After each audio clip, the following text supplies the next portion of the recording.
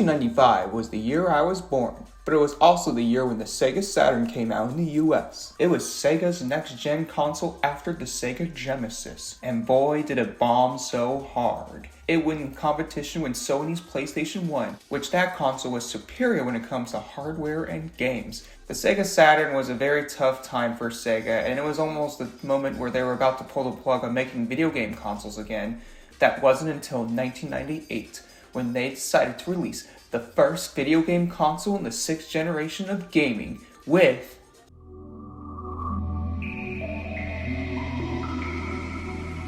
Sega Dreamcast.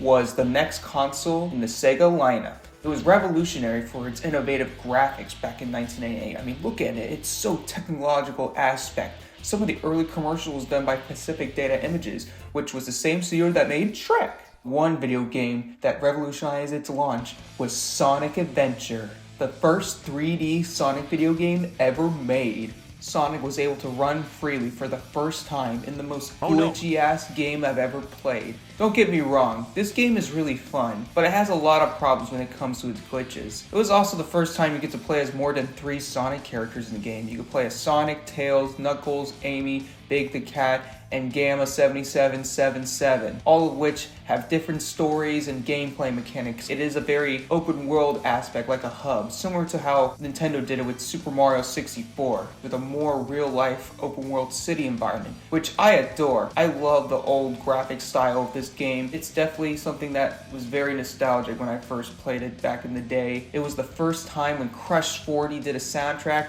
and let me tell you, Crush 40's soundtrack was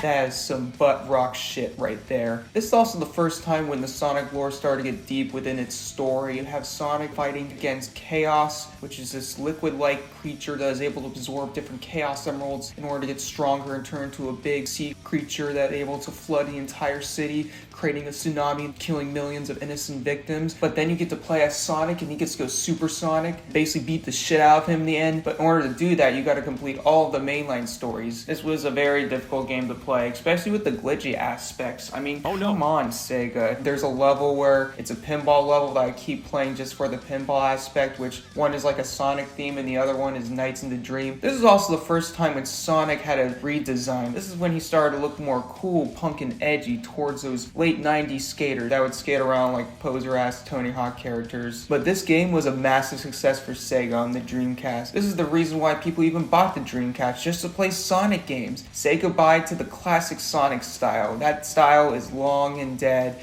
This is the new era of Sonic. It's the Dreamcast era of Sonic. With the next title being a party game. I didn't play this game, but I heard it's just a Mario Party ripoff. Next game, then there was a Pocket game, which is another game I never played. Now, this next Sonic game is the most innovative Sonic game of all time. The coolest and most badass video game ever created with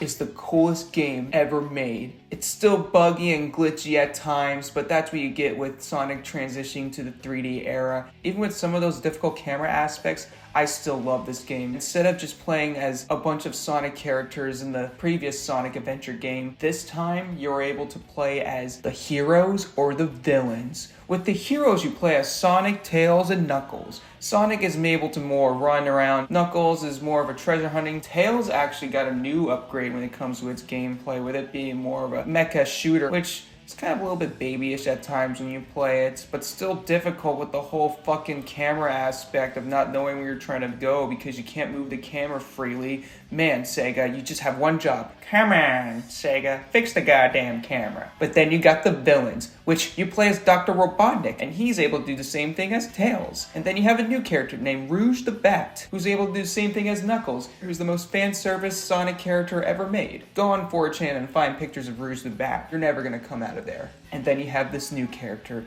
the most coolest, the most edgiest, the most badass, the most tragic Sonic character ever created in the Sonic lore. and that is Shadow the Hedgehog. I fucking love this character when this first came out. I called him Black Sonic, but you should not call him Black Sonic now these days. You'll probably get yelled at. He's able to do the same gameplay aspect as Sonic, but it's just cool because he gets to skate with his shoes. Sonic also has some drip-ass shoes in this game too. They're able to do this just so Sonic could go grind on rails, which will be later emulated in every Sonic game from here on out. But the story was also one of the best in the Sonic series. It involved the world ending with the Death Egg about to blow up the planet, and so you have to go to the space colony to stop it, and then you find some deep background stories with Shadow the Hedgehog, Dr. Eggman's grandpa, and Maria.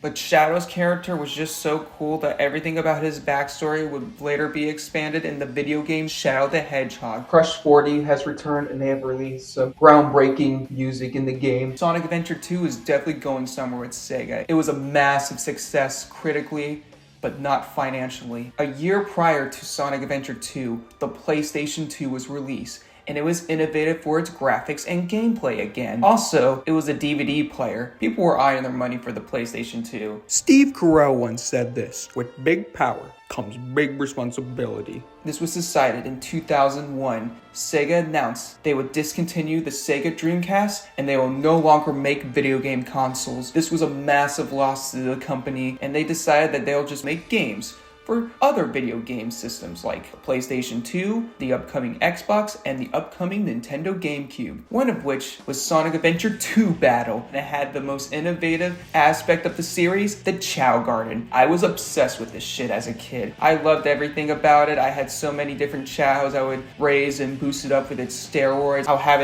it beat the shit out of other chows in other variety of games that I'll have it participate in. It was the first time you were able to see Sonic games on a Nintendo console. How fucking wild is that? Another series that was released that was Sonic's introduction to Game Boy Advance was Sonic Advance. This is the first time when Sonic was on a Game Boy console. You play as Sonic, Tails, Knuckles, and Amy as you traverse through inspired classic Sonic level designs, which I actually enjoyed. And then it was followed up by Sonic Advance 2, which was a fast-ass game. During that time, a new Saturday morning cartoon Sonic series was released, and that was Sonic X.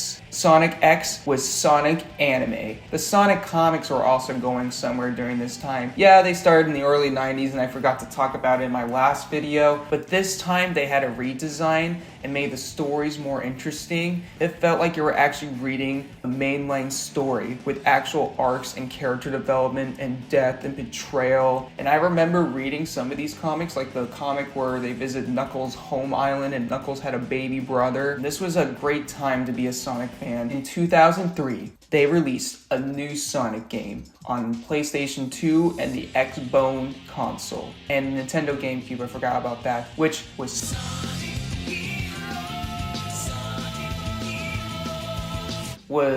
pretty fun game. With this Sonic game, you play as a 3-team party, each with different stories and backgrounds. You have Team Sonic, which was Sonic, Tails, and Knuckles. Then you have Team Dark, which was Shadow and the new Omega Robot and Rouge the Bat. And then you have Team Chaotic, which was Espio, Vector, and Charmy the Bee, characters that were last seen in the Knuckles Chaotic games. And then you have the worst team, the easiest team, the baby team, Team Amy Rose, which was with fucking Amy Rose, Cream and Cheese, and Big the Cat. This was like a handicap team if you suck at Sonic Heroes. Main Sonic team is actually the most normal difficulty team, and then the Shadow the Hedgehog team is fucking hard. Like this was the team I didn't even complete. And then Team Chaotic, holy shit. How did anyone even beat that team? They're the most challenging team ever in the game. But one thing that was very cool and badass during its time was Metal Sonic. Metal Sonic was back, and he looks cooler than ever. This was a very climactic moment in the game. This was the end of all Sonic games. Sonic, Tails, and Knuckles had to go Super Sonic and had to beat the shit out of him. Sonic's friends had to cheer for him. They had to say, "Go Sonic, Tails, and Knuckles, you can do it! You had to save the world!" And so they did, and they finally defeated Metal Sonic, and everything was finally saved. The world was completed. Sonic was heroes. Even though the gameplay wasn't as innovative than it was in the classic era, it was definitely buggy and glitchy, and it was trying to emulate how Mario was in 3D. I just can't wait to see what SEGA pulls out next. Oh no!